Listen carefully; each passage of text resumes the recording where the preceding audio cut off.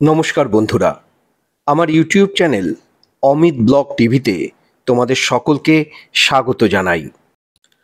আমি রয়েছি বোলপুরে, তাও আবার আজ শনিবার, তাই সকাল সকাল বেরিয়ে পড়লাম কঙ্কালেশ্বরী মন্দিরে গিয়ে মায়ের কাছে পুজো দেওয়ার জন্য।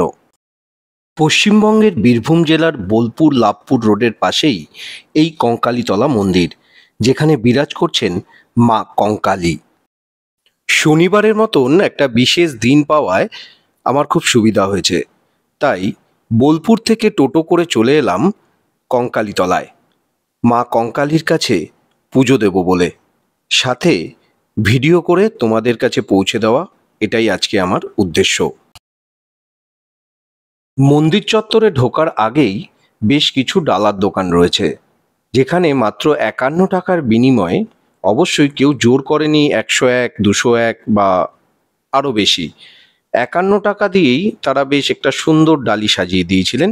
সেটা নিয়ে চলে এলাম কঙ্কালীতলা মন্দিরের ভেতরে, যেখানে এসে পুজো দিলাম। সেই ফুল, বাতাসা, ধূপকাঠি এবং যাবতীয় যা যা দরকার সেগুলো ডালাতেই ছিল। পুরোহিত মশাই বেশ যত্ন করে নাম গোত্র নিয়ে পুজো দেওয়ালেন। সতীর দেহ কাঁধে নিয়ে মহাদেব যে তাণ্ডব শুরু করেছিলেন, সেই তাণ্ডব থেকে ব্রহ্মলোককে রক্ষা করতে ভগবান বিষ্ণু তার সুদর্শন চক্রের দ্বারা সতীর মৃতদেহকে ৫১টি টুকরো করে ফেলেছিলেন। যেসব জায়গায় সতীর দেহাংশ পড়েছিল সেগুলি এক একটি সতীপীঠ। আমাদের পশ্চিমবঙ্গে সর্বমোট ১২টি সতীপীঠ রয়েছে, যার মধ্যে এই কঙ্কালীতলাও একটি সতীপীঠ। কোপাই নদীর তীরে অবস্থিত এই কঙ্কালীতলা মন্দির, এখানে মায়ের কাঁকাল অর্থাৎ কোমরের হাড় পড়েছিল। কঙ্কালীতলার মন্দিরে দেবী গর্ভা দেবী নামে প্রসিদ্ধ। এই সতীপীঠ ঘিরে রয়েছে বহু কাহিনী এবং বিশ্বাস। মায়ের কাছে পূজা অর্পণ করার পর বেরিয়ে ঘুরে দেখলাম মন্দিরের চারদিকটা। মন্দির চত্বরটি যথেষ্ট বড়, বহু সমাগমে এখানে খুব একটা অসুবিধা হওয়ার কথা নয়। মন্দিরটা কিন্তু তুলনামূলক ছোট, কিন্তু মা তো অনেক বড়। এই মন্দিরের প্রধান বৈশিষ্ট্য হল মন্দির গর্ভে কোনো মাতৃ বিগ্রহ নেই। এখানে পুজো হয় মায়ের ছবিতে। মায়ের মন্দির লাগোয়া একটি কুণ্ড রয়েছে, সেই কুণ্ডের মধ্যেই রয়েছে সতীর কাঁকাল। কথিত আছে এই কুণ্ডের মধ্যে ৩টি সুড়ঙ্গ রয়েছে, আর এই ৩টি সুড়ঙ্গের মধ্যে একটি যুক্ত রয়েছে কাশীর মণিকর্ণিকা ঘাটের সঙ্গে, যে কারণে এই কুণ্ডের জল কখনো শুকায় না। মন্দিরের চারিপাশটা খুব ভালো করে ঘুরে দেখে বেরিয়ে পড়লাম বোলপুর ফেরার উদ্দেশ্যে।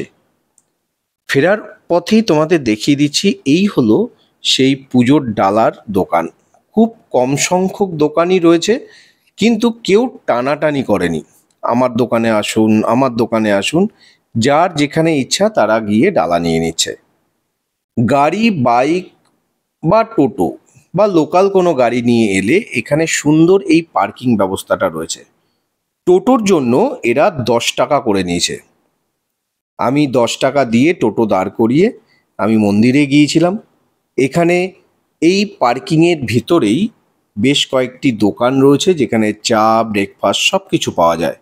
চাইলে সেখানে চা ব্রেকফাস্ট করে আবার বোলপুরের উদ্দেশ্যে রওনা হয়ে যাওয়া খুবই সুবিধাজনক।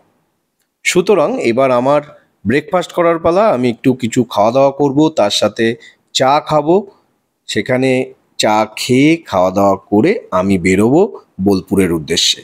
আর হ্যাঁ, এই পার্কিং লটের মধ্যেই রয়েছে এই সুদৃশ্য মহাদেবের মন্দির। এই মন্দিরটা কঙ্কালীতলা এলে দেখতে কিন্তু ভুলো না, দেখে যেও।